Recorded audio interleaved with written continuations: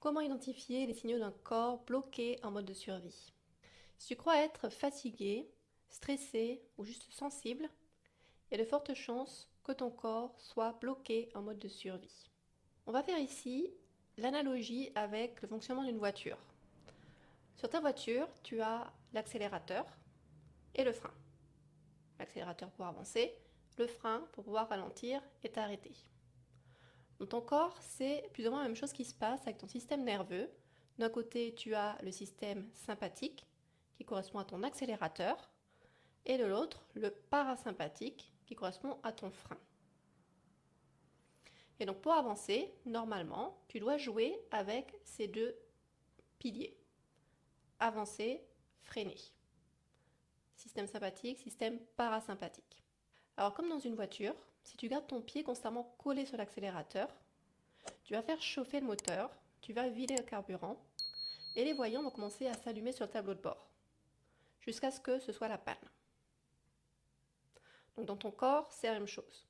Si ton système sympathique il est constamment activé, tu vas avoir des symptômes qui vont commencer à se manifester jusqu'à ce que ce soit la panne et là, c'est le burn-out. Donc tu vois, quand ton système sympathique il est constamment activé, c'est là que ton corps il entre en mode de survie. Et il reste bloqué sur cette accélération constamment, même s'il n'y a pas de danger réel qui le menace. Donc dans cette vidéo, on va parler des 4 grands symptômes que tu peux rencontrer lorsque ton corps est bloqué en mode de survie. Et tu verras qu'il y en a certainement certains qui sont déjà allumés chez toi. Le premier grand symptôme, c'est la fatigue persistante, cette fatigue chronique. Comme dans ta voiture, si tu roules constamment sans t'arrêter à un moment pour faire le plein, ton réservoir il se vide et tu vas finir par tomber en panne. Dans ton corps, tu produis régulièrement du cortisol toute la journée pour pouvoir avoir tes boosts d'énergie. Quand tu es en mode de survie, le cortisol il va être produit de façon continue. Donc au lieu de se reposer la nuit où logiquement il n'y a plus de production de cortisol, comme il va toujours avoir cette production de cortisol même la nuit, tu ne peux pas réellement entrer en détente. Donc ton corps ne récupère pas correctement la nuit là où il le devrait. Et donc du coup ton mental il va s'accrocher à tout ce qui va pouvoir lui donner un petit coup de boost pour essayer de tenir le cap. Donc le sucre, le café, les réseaux sociaux. Et tu continues à alimenter cette fatigue en continuant à puiser dans des réserves qui sont déjà quasi inexistantes. Le deuxième grand voyant qui peut s'allumer, ce sont les problèmes digestifs. Quand tu conduis à fond sans t'arrêter, que tu ne prends pas le temps de faire ta vidange, ta révision, ton véhicule il va s'abîmer. Dans ton corps, quand tu es bloqué en mode de survie, la digestion c'est clairement pas la priorité de l'organisme. Donc la digestion elle est mise en pause. Sauf que la digestion, c'est ce qui réclame le plus d'énergie dans le corps pour pouvoir fonctionner. Donc puisque ce n'est pas la priorité, la digestion ne pourra pas fonctionner correctement. Et c'est là que tu vas commencer à ressentir des troubles. Donc des ballonnements, des troubles du transit et une mauvaise assimilation. Mais rappelle-toi que tes intestins, c'est ton deuxième cerveau. Et ils communiquent en permanence avec ton premier cerveau.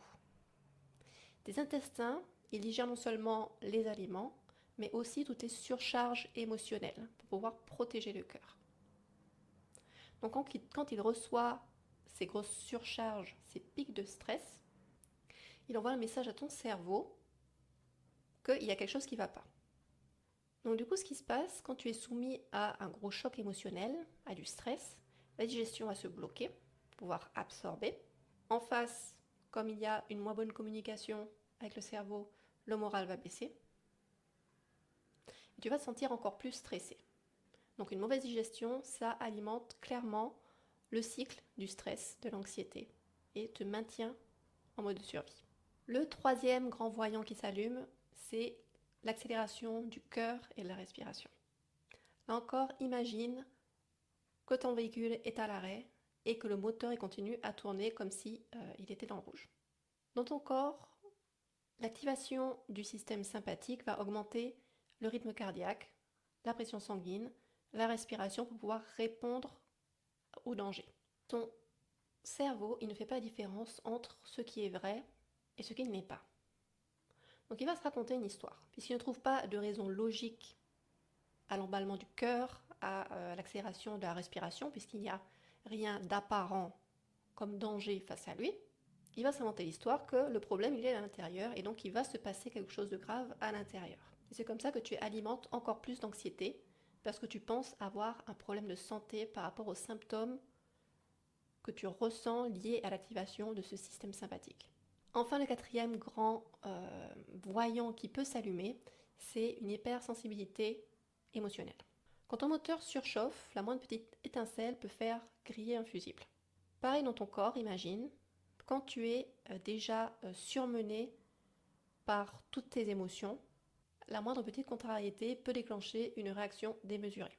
Dans ton cerveau, d'un côté tu as l'amygdale, donc qui gère la peur, les émotions, et de l'autre tu as le cortex préfrontal qui gère le recul, l'analyse.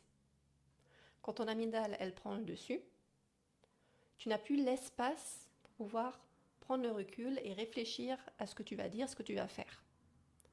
Donc tu agis sous le coup de l'émotion et après tu finis par regretter. Et là encore, tu alimentes des émotions basses, du regret, de la culpabilité, de la peur, de la colère, et tu redémarres une nouvelle fois le cycle. Donc tu vois, comme pour ta voiture, tu dois gérer entre l'accélérateur et le frein. Donc tu dois apprendre à réguler d'un côté ton sympathique et de l'autre côté ton parasympathique. Si ton corps est constamment en mode de survie, donc s'il est constamment en train d'appuyer sur l'accélérateur, tu vas brûler toutes tes ressources et à terme c'est le burn-out qui te guette. Donc ici comprends bien que c'est pas juste dans ta tête que ça se passe, il y a une explication logique à tout ce que tu vis. Maintenant il s'agit d'intégrer toutes ces informations-là pour pouvoir rassurer un peu ton esprit qui commence à psychoter sur ce que tu peux ressentir, ramener un petit peu de calme.